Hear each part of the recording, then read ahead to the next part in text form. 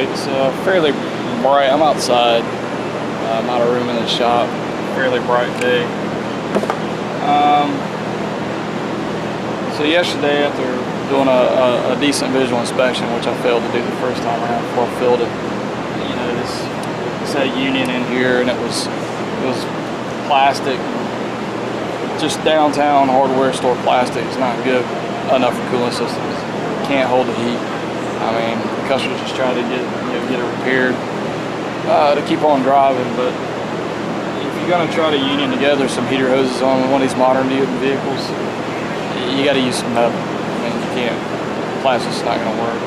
So it was actually broken at two spots here. And there's a T to get to the rear heater. It's broken here also.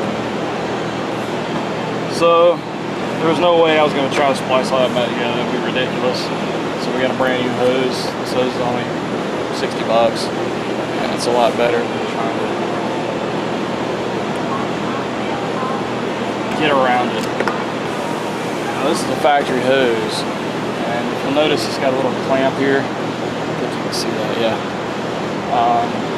That's clamping down on a restrictor. There's a flow restrictor in here, and if you get an aftermarket hose, you know, it may not have that, so you need to be aware of that, because without it, you'll know right away. I mean, immediately as soon as you start it. You have some gurgling noises in the heater core. You have a rushing water sound, which you may not like.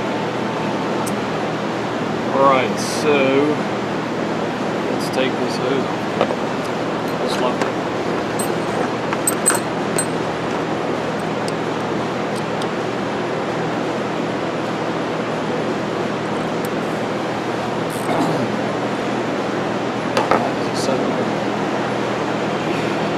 I don't really like handling antifreeze. That's why I've got gloves on.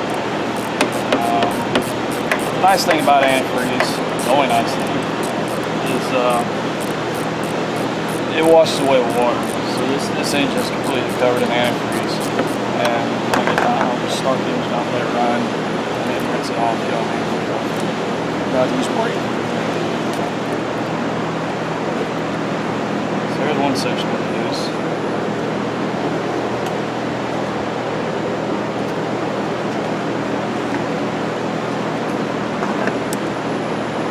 This is the supply heater hose to the heater core. It's hot water out of the engine.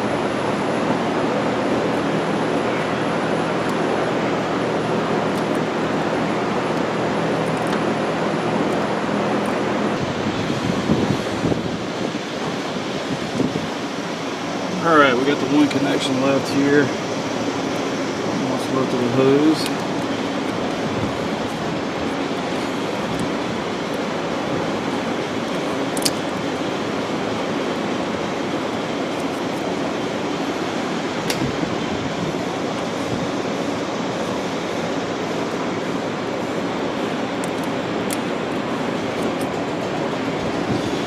Now we can put our replacement hose back on.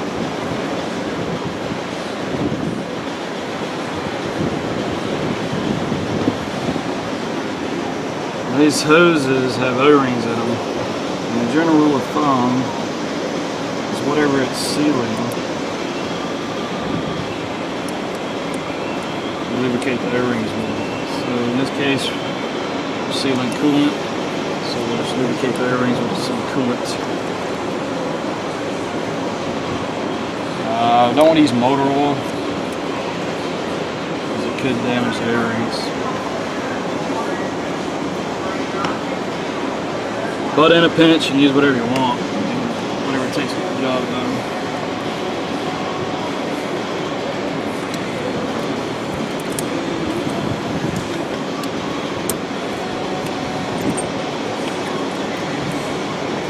That's it.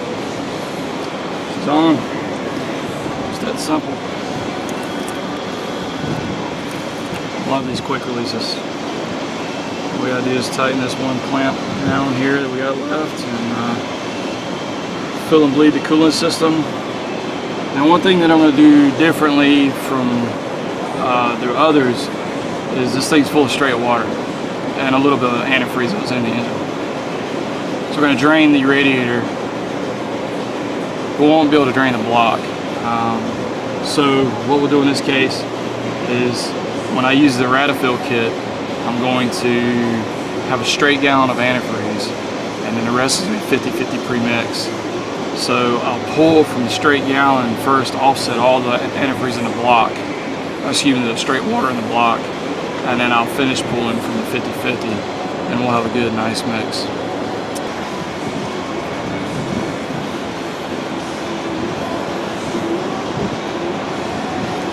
This is actually the only worm clamp we have on the system.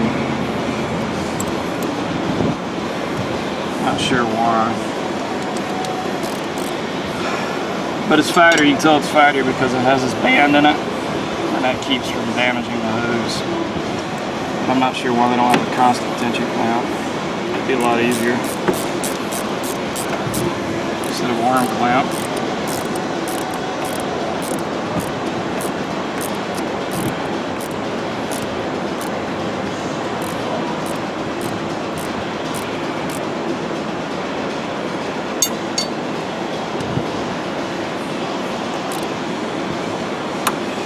Alright, it's good and tight.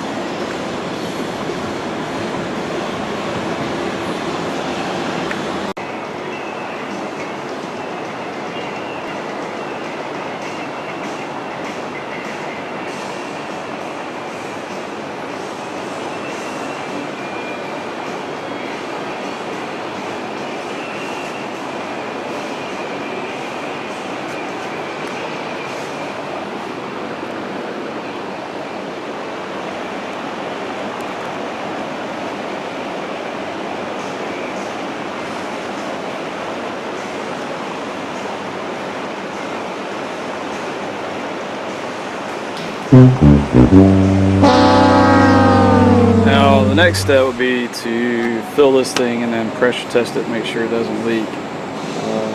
However, when we use our Radifill kit, all we got to do is pull a vacuum on it and watch our needle. Now, if our needle doesn't move, we're sealed. And you can leave this thing on there all day and all night. As long as it doesn't move, we don't have a leak. So we're good to go on our leaks. We don't need to pressure test it, anything like that. All we got to do is fill it. Now this is 100%. This isn't cut.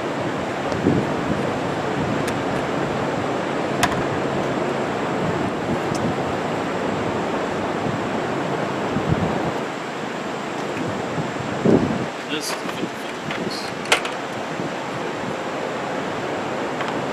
switch from one to the other.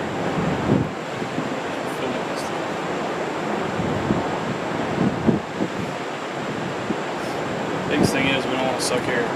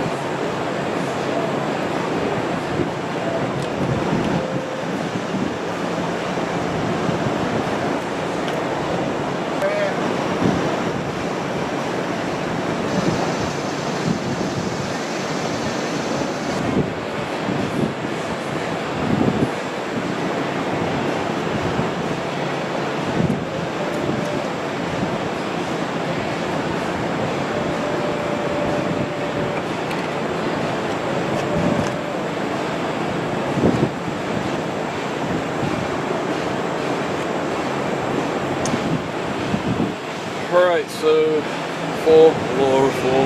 I'll correct that level. And just going to start it up and wash it off. And the reason I'll start it is because if you wash it off with the engine off, you could waterlog everything and then get a no start. So as long as it's running, it doesn't matter how much water you put on it, it'll stay running. So.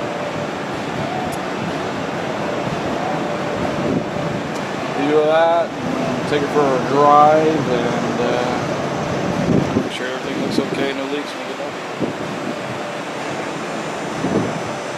Oh yeah, checking the light's still on from the overheat codes. Clear those. All in all, pretty easy one. Could have saved myself some trouble if I did a little better visual. But sometimes you get tunnel vision. Checking the light on, overheat. Needs an engine. Not always the case.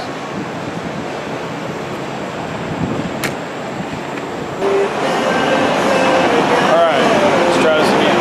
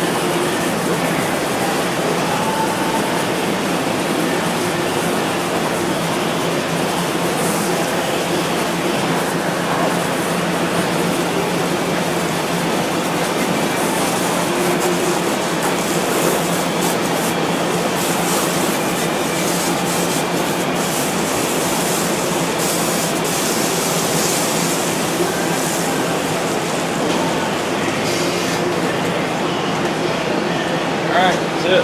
Just go drive it.